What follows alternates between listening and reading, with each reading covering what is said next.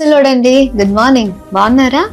దేవుని మాటల కొరకు ఉదయకాల సమయంలో చాలా ఆశ కలిగి ఎదురు చూస్తున్నారు కదా. ఆయన బలమైన మాటలు మనల్ని అద్భుతంగా ప్రతిరోజు బలపరుస్తున్నాయి కదండి. మరి ఇంకెందుకు ఆలస్యం? ఈ ఉదయం ఇర్మియా గ్రంథం 31వ అధ్యాయం 13వ వచనం ద్వారా దేవుడు మనందరితో మాట్లాడనే ఉన్నారండి.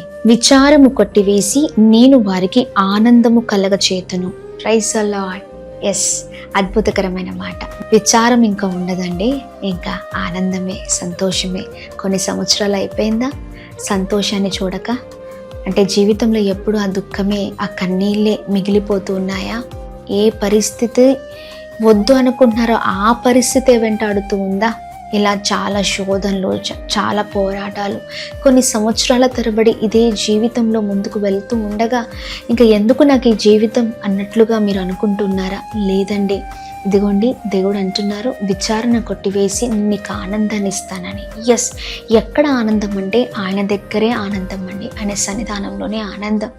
దేవుడు లేకుండా మనం ఎన్ని ప్రయత్నించినా, ఎక్కడికి మనం వెళ్ళినా, ఎక్కడ ఏ పని చేసినా దేంట్లో కూడా సంతోషం ఉండదండి. ఆయన లేకుండా ఏ విషయంలోనైనా మన జీవితం శూన్యంగానే కనిపిస్తుంది, ఎప్పుడు దుఃఖమే. కానీ ఆయన కలిగి ఉన్నప్పుడు ఆ సంతోషమే వేరే అండి.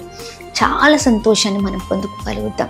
చాలా అద్భుతమైన రీతిలో సమాధానం, నెమ్మదిని మనం చూడగలుగుతాం. అందుకనే ఆయనని కలిగి ఉందాం. ఆయన లేకుండా ఎక్కడికి వెళ్ళినా, ఏ పని చేసినా, ఏ ప్రయత్నంలో అయినా, దేంట్లో అయినా విజయాన్ని చూడలేం. అందుకనే ఆ విచారణ మనం చూడగలుగుతున్నాం. అందుకనే దేవునితో ముందుకు సాగుదాం.